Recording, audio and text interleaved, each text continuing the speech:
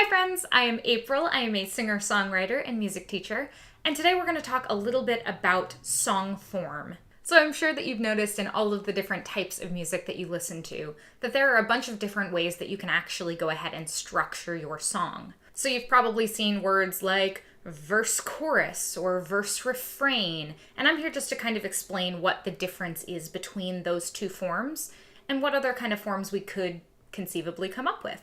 So first up, we're going to talk about the basic pop song form. This is the most popular song form in Western pop music, for good reason, I'd say. When I say pop song structure, I am talking about a very specific form, which goes verse, verse, pre-chorus, chorus, verse, pre-chorus, chorus, bridge, chorus. And if that sounds like a lot, chances are you've already kind of memorized it without realizing that you've memorized it. This makes for a really catchy song. It makes for a song that gets the chorus kind of stuck in your head, and it allows you to really shape your song in a way that feels familiar, which really helps your listener to latch onto it. My favorite example, and the one that I feel myself kind of coming back to every time I talk about song structure in this way, is Kelly Clarkson's Breakaway. So in this song you get a little bit of an intro, which just goes da-da-da-da-da, da-da-da-da-da, da-da-da-da-da-da. But we're going to start by talking about verse 1. So verse 1 uses those same chords, which are A minor, G, C, and F, which is of course a really common chord progression that we also kind of hear all over the place. So as you can see, the songwriter here isn't really trying to reinvent the wheel.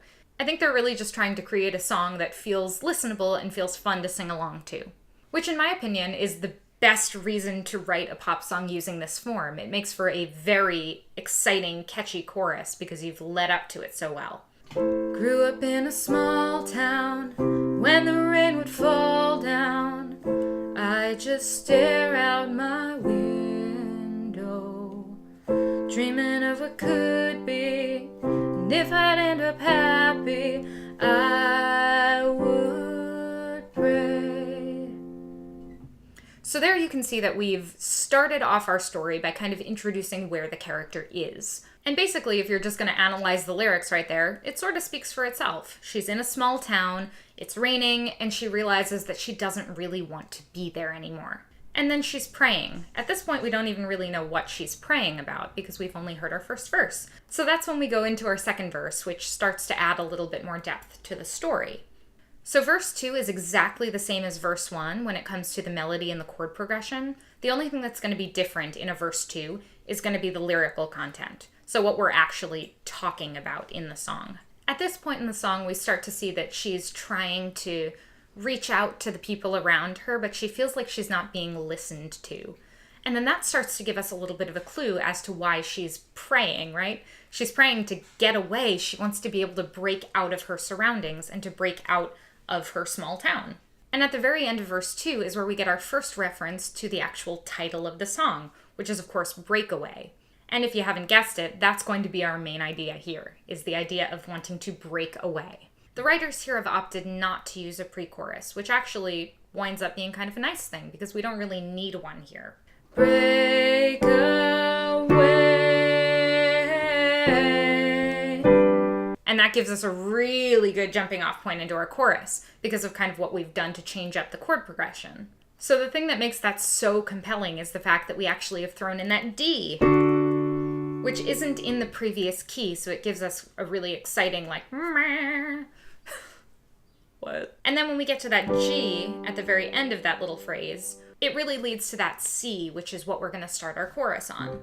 I'll spread my wings and I'll learn how to fly.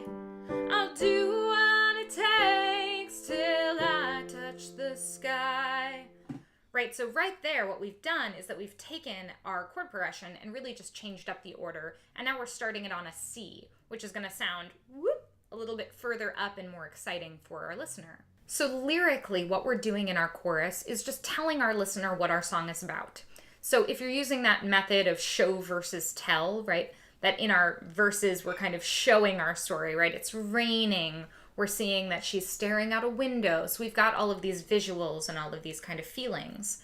Whereas in the chorus, right, we're just telling our listener, I'm gonna spread my wings, I'm gonna get out of here, I'm gonna be done, and I'm gonna break away, which of course then becomes our title. She's essentially just telling us that she's willing to risk everything to be able to get out of her small town life.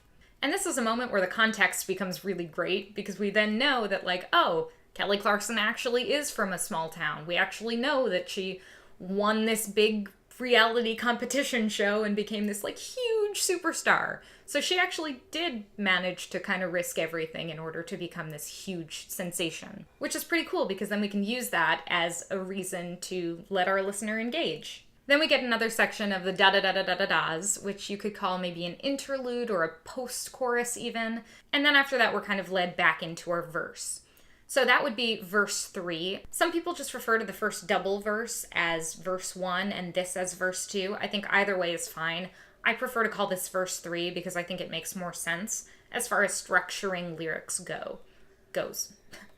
So for verse 3, she starts to tell us about all of the things she wishes she could be doing instead of sitting around in her small town looking out the window. We get images like get on a train, sit under a palm tree at the beach. We get all of these really specific places that she could be rather than where she is now, which I think is just a really nice way of just expanding our view of the main conflict. Again, not trying to invent the wheel. Instead, we're just giving a new perspective on the story, which is a totally awesome way to use that third verse.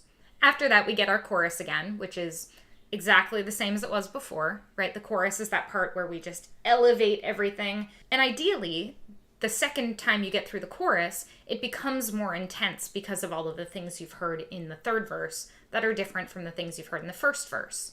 Here, we've added the stakes of her now knowing where she wants to be instead, which adds a little bit of context that we didn't have otherwise. Then we get our bridge, which just gives us yet another kind of perspective, but it's told in a different way. So the bridge of a song is the part that changes the melody completely, even changes the chord progression. Right here, we're starting on G rather than starting on A minor like the verses or starting on C like in the chorus. But again, we're using those same chords that we've been using before, except right at the end, we again get that D, F to G, which leads us back into that final chorus. So lyrically, we're getting weird images like Kelly Clarkson, like running around one of those revolving doors, just like, whee! But something that she says that really sends this into a higher plane as far as the intensity level is the idea that she's gotta keep moving on regardless of where she's going. So now we've already added that verse 3, which was about, right, we want to go to this place. But now this is the moment where she's saying, even if I don't get to all of those cool places, I'm still going to go for it regardless. So because of that, we now know that our chorus has that little bit of elevated feeling of, even if I don't make it, I'm still going to go for it. Because the idea of shooting for your dreams, right, is more important than just sitting and being comfortable. So now we get to our last chorus, which is really exciting because we now know this chorus really well. And actually, for me, this is what makes a chorus such an exciting thing, because it lets us ruminate throughout the song. We get really used to it. It becomes kind of an earworm. And by the end of the song, you already know the words. So here, the writers have actually opted to make a little bit of a change, which I think is kind of cool and kind of welcome. And all that changes is just 2 little lines, but they make all the difference as far as I'm concerned, because they kind of change the meaning of our final chorus. And that, to me, is the only real reason to make tiny edits like that in your final chorus, is if you want your audience to have yet another perspective, or to be able to build the intensity by introducing something new. And here, what they decide to introduce is that there's somebody else in this picture. Right, so far we've been just hearing about Kelly's perspective of growing up in her small town, feeling like she's not being listened to, she's leaving, she's going to get away, she's going to follow her dreams. But here in this final chorus, we get this new character, like, introduced out of nowhere. I'll spread my wings and I'll learn how to fly, though it's not easy to tell you goodbye. Like, who is this you? Where did this person come from? Like, what is their relationship to Kelly Clarkson in this moment? We don't know. It's kind of a mystery. And I think that's actually why I think it's kind of fun. We now have this new character who we knew nothing about previously, but knowing about them makes for a more interesting and kind of compelling final chorus, because now we know this song wasn't just about, I'm gonna follow my dreams. It was a goodbye song. She's saying goodbye to someone. And of course we don't know who that is, but we now know that there was somebody in her town who maybe was listening to her, but she wasn't connecting to the town as a whole.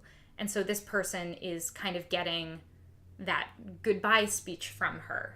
And then when we hear our final breakaway, breakaway, we now know that she's not just breaking away from the town, she's breaking away from someone specific. What? So that's our typical pop song structure. And now we're going to start talking about what's called a verse refrain.